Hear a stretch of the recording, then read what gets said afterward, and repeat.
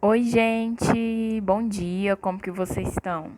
A aula de hoje ela vai ser um pouco diferente, certo? Porque eu preparei um slide para a gente estar falando sobre o continente americano, certo? A aula de hoje ela é bem introdutória, tendo em vista que na aula passada algumas pessoas ficaram com dúvidas, né, sobre a regionalização, a divisão do continente americano.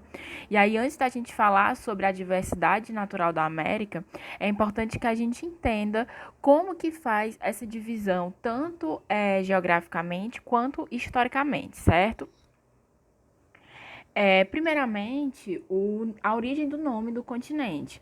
A origem do nome ela vem em homenagem ao mercador italiano Américo Vespúcio, que quando ele chega aqui no continente americano, né, que é o que ele vai chamar de Novo Mundo, né, os europeus chamam o continente americano de Novo Mundo, ele achando, né, que seria as Índias, que no caso, né, a Ásia. Logo depois ele reconhece que não era a Ásia e sim um outro continente. Quais são as características da América? A América ela é o segundo maior continente do mundo em extensão, ficando apenas atrás da Ásia. É só vocês observarem esse mapinha que eu coloquei para vocês. E o continente americano ele fica totalmente no hemisfério ocidental, certo? Observem que o globo ele é dividido em hemisfério ocidental e hemisfério oriental. Então, o continente americano fica totalmente localizado no hemisfério ocidental.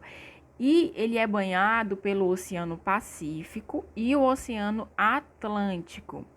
Por causa da sua grande extensão, ele vai possuir uma diversidade natural muito grande. A gente vai observar isso mais na frente. Sobre a regionalização da América. Como eu já falei para vocês, existem dois tipos de regionalizar a América, né? De dividir a América. A primeira delas é de acordo com as características naturais, ou seja, físicas, na qual vai ser dividido em três. América do Norte, que vai possuir três países: Canadá, Estados Unidos e México. América Central, que vai possuir sete países, e a parte insular, que a gente chama também de Caribe ou de Antilhas. Quando a gente fala insular, a gente está falando em ilhas, certo? Na qual possui 13 países. E a América do Sul, que possui 12 países, né? E o Brasil está incluído aí na América do Sul. Vamos observar o mapa. Eu sei que o mapa está um pouquinho ruim, mas dá para a gente entender, né? Na parte rosa é a parte da América do Norte, que fica o Canadá, Estados Unidos e o México. Essa parte laranja, né, que fica no meio, observem que tem algumas ilhas, né, afastadas, mas que fazem parte da América Central. E essa parte verde, a América do Sul, onde o Brasil ele é o maior país da América do Sul. Outra modo de regionalização da América vai ser as características históricas e sociais, né, culturais também.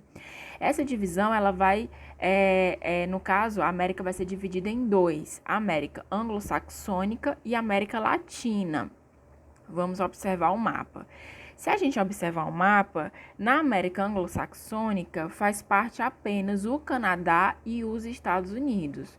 O México, né, que no caso aqui, ó, vou voltar aqui, ele fazia parte aqui da América do Norte, né, junto com os Estados Unidos. Quando a gente leva em consideração a divisão histórica, cultural, social, econômica, o México ele já faz parte da América Latina, certo? Junto com o Brasil, junto com a Bolívia, o Paraguai. E aí, quais são as diferenças entre essas Américas, certo?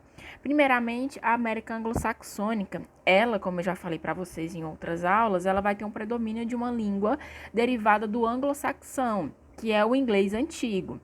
E a consideração também que a gente leva para dividir essas Américas, né, historicamente, levando em consideração a sua colonização.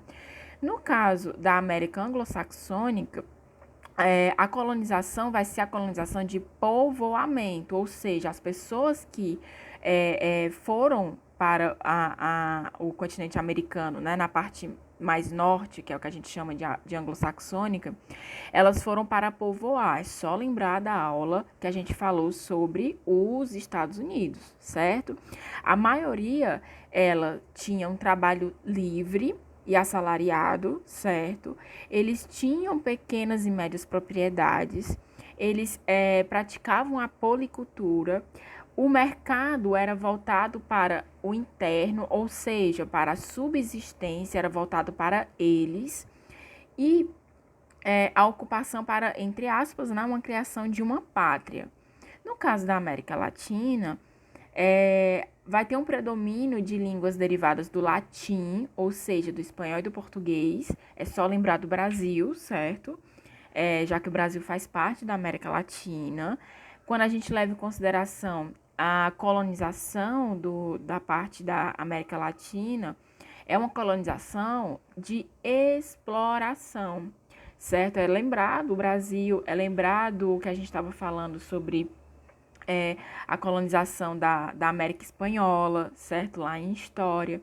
Então, se é uma colonização de exploração, ela vai levar em consideração o trabalho escravo, indígena e negro, grandes propriedades, né, que no caso são os latifundiários, monocultura, eles vão produzir apenas um produto por vez, eles vão ser voltados para o mercado externo, ou seja, quando a gente fala em colonização de exploração, as pessoas que vão estar produzindo aqui, elas vão produzir para alimentar os países no exterior, certo? E a exploração e degradação dos recursos naturais. É só lembrar do pau-brasil, que foi altamente explorado pelos europeus, certo?